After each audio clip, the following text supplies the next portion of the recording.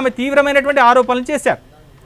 So ఇప్పుడు KCR move ఎట్లా ఉండేది? ఎందుకంటే అందరు కూడా అంటే గడిచిన ఒక వారం 10 రోజుల నుంచి ఒక నెల రోజుల నుంచి కూడా చెప్తున్నారు, కవిత మూవ్స్ని అబ్జర్వ్ చేస్తున్న వాళ్ళు ఇక కవితని సస్పెండ్ చేయడమా లేదా కవిత తనంతట తానుగా పార్టీ నుంచి దూరం అవడమా లేదా అని చెప్పేసరి ఇప్పుడు బీఆర్ఎస్ పార్టీ ముఖ్యంగా కేసీఆర్ నుంచి ఎట్లాంటి రియాక్షన్ ఉండేటువంటి అవకాశాలున్నాయి?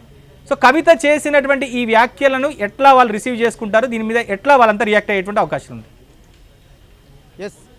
ఇప్పుడు ఇదే రాజకీయ వర్గాల్లో హాట్గా మారింది. నిజంగా వాస్తవానికి గతంలో ఇంత ఓపెన్గా కూడా ఎవరు మాట్లాడలేదు, ఇంత ఘాటుగా కూడా ఎవరు మాట్లాడలేదు, నాయకత్వాన్ని ఇంత టార్గెట్ చేసి కూడా ఎవరు మాట్లాడలేదు. అయినప్పటికీ చాలా కఠినమైనటువంటి క్రమశిక్షణ చర్యలకు వాళ్ళు లోనయ్యారు, గురయ్యారు. గతంలో ఆళ్ళ నరేంద్ర కావచ్చు, మీరు చెప్పినట్టుగా ఇటు ఇప్పుడు ఎమ్మెల్సీగా ఉన్నటువంటి ఆనాడు కేసీఆర్ చెల్లగా స్వయంగా కేసీఆరే చెప్పుకున్నటువంటి విజయశాంతి కావచ్చు, నిజానికి కేసీఆర్కు పార్టీలో వెన్నంటి నిలిచినటువంటి ఈటెల రాజేందరే కావచ్చు, చాలా కఠినమైనటువంటి క్రమశిక్షణ చర్యలకి వారు లోనయ్యారు. వాస్తవానికి ఇంత ఘాటుగా మాట్లాడలేదు, నాయకత్వాన్ని ఇంత టార్గెట్ చేసి కూడా వాళ్ళు ఎప్పుడు కూడా మాట్లాడలేదు. కానీ ఇప్పుడు ఏకంగా నాయకత్వాన్ని టార్గెట్ చేసి మాట్లాడారు, కేటీఆర్ను టార్గెట్ చేసి మాట్లాడారు. ఒకంగా కేసీఆర్ నాయకత్వంలో పనిచేస్తాను, కేసీఆర్ మా నాయకుడు అని చెప్పి కవిత చెప్పినప్పటికీ కూడా ఏకంగా కేసీఆర్ను ఈరోజు మాటలు చూస్తే, ఈరోజు చేసినటువంటి కమెంట్స్ చూస్తే నేరుగా కేసీఆర్ పైనే ఆమె గురి పెట్టారు. ఎందుకనంటే ఇప్పుడు బీజేపీలో విలీనం చేసేటువంటి ప్రక్రియ కొనసాగుతూ ఉంది, అటువైపుగా అడుగులు వేస్తూ ఉన్నారు, దాన్ని ఒప్పుకునేది లేదు.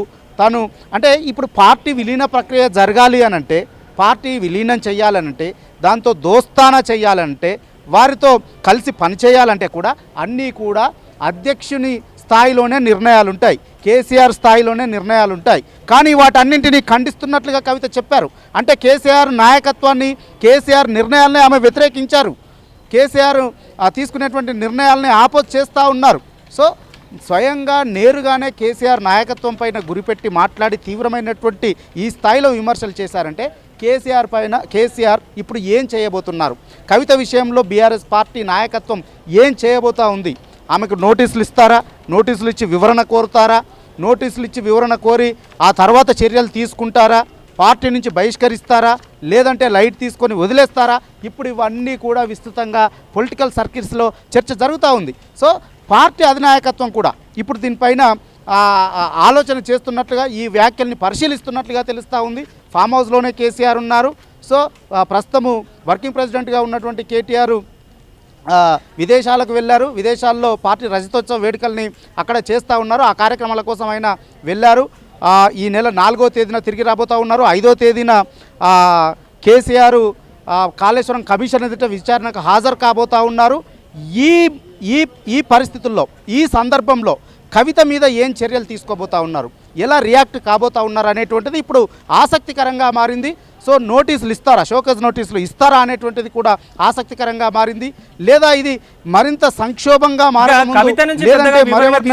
అవసరం కూడా లేదు నరసింగ్. ఎందుకంటే కేసీఆర్ దూతరుగా వెళ్ళినటువంటి రాజ్యసభ సభ్యుడు దామోదర్ రావు కావచ్చు, ఆ పార్టీకి సంబంధించినటువంటి లీగల్ సెల్ ఇన్ఛార్జిగా ఉన్నటువంటి మోహన్ రావుతోని కవిత స్పష్టంగా చెప్పేసింది. వాళ్ళు చెప్పిన మాటలన్నీ కూడా ఆల్రెడీ ఆమె 3 రోజుల క్రితం చెప్పేసింది. ఇదే విషయాల్ని కేసీఆర్తో అప్పుడు ఫోన్లో కూడా మాట్లాడేసింది. సో ఆమె అమెరికా నుంచి హైదరాబాద్కు వస్తున్న క్రమంలో దుబాయ్లో లేఓవర్ ఉంటుంది, ఆ దుబాయ్ లేఓవర్ల సందర్భంగా కూడా అక్కడ కూడా కేసీఆర్తోనే ఆమె మాట్లాడినట్టుగా తెలుస్తోంది. ఆమె ముందే చెప్పారు. సో తనకు జరుగుతున్నటువంటి అన్యాయం గురించి ఆమె చెప్పారు. ఇక తాను ఏమాత్రం కూడా పార్టీలో తనకు ఎదురవుతున్నటువంటి ఉక్కపోతను ఇక తాను భరించలేను అనేటువంటి విషయాన్ని కుండబద్దలు కొట్టి చెప్పారు. ఇక వాళ్ళు షోకాజులు ఇస్తే ఈమె రెస్పాండ్ అయ్యేటువంటి అంశం కావచ్చు, లేదా వాళ్ళు నోటీసులు ఇస్తే ఈమె రెస్పాండ్ అయ్యేటువంటి అంశం కావచ్చు, ఇంకేముండదు. ఎందుకంటే ఆమె చెప్పాల్సింది బహిరంగంగానే చెప్పేసింది. కేటీఆర్ ఏమన్నారు మొన్న, పార్టీలో అంతర్గతంగా మాట్లాడుకోవాల్సిందే, బయట కనుక మాట్లాడితే ఎవరైనా సరే మేము ఉపేక్షించాం, చర్యలు తప్పవని చెప్పేస్తున్నారు. ఆమె పార్టీకి సంబంధించినటువంటి ఇన్ని వ్యవహారాలను బయటపెట్టిన తర్వాత, తనకు జరుగుతున్నటువంటి ఇంత అన్యాయాన్ని బయటపెట్టిన తర్వాత అసలు పార్టీ మనుగడనే క్వశ్చన్ చేస్తూ బీఆర్ఎస్ బీజేపీలో విలీనం చేసేటువంటి ప్రయత్నాలు జరిగాయని చెప్తున్నప్పుడు ఇంకా ఆమె విషయంలో ఇంకా వీళ్ళు ఇంకా నోటీసుల కోసం షోకాజ్ నోటీసుల దాకా ఎదురు చూసేటువంటి అవకాశం ఉంటుందా?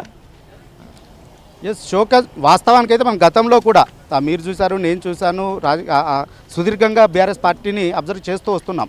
నిజానికి ఇంత ఘాటుగా కూడా మాట్లాడలేదు. విజయశాంతి ఒక టికెట్ విషయంలో ఒక కామెంట్ చేసింది, అది కూడా చిట్ చాట్లోనే. ఏంటి మెదక్ సిటీ ఈసారి మీకు ఇవ్వరాట అని చెప్పి